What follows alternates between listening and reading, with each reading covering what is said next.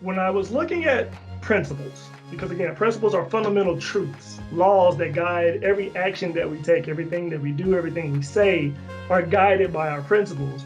I wanted to identify, how do I make this more realistic? How do I make it easy to understand? And so I did what any engineer would do. I created a formula. There's an internal piece and an external piece, where the internal is internal to you and the external is how you're engaging the world. You have to make sure that you're clear in who you are before you can efficiently and effectively start to engage the world in a more purposeful manner. So you start with the core value and combine it with a personal promise.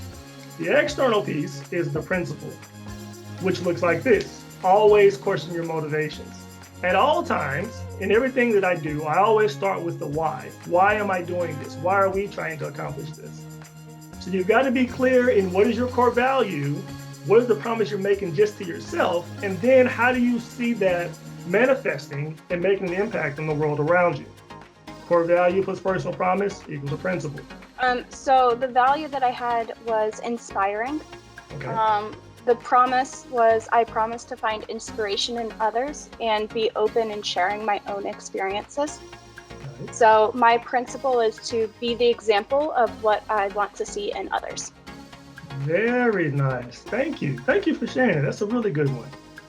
One of my top values is commitment. Okay.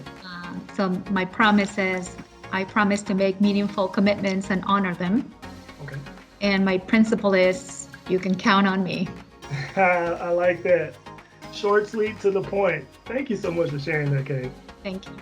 So there's no wrong answer in digging into who I was, but ultimately these principles are about who you're becoming. And you may be already on that path and you're just formalizing that, but if not, then you can identify it in terms of who do I aspire to be and create your principles that way.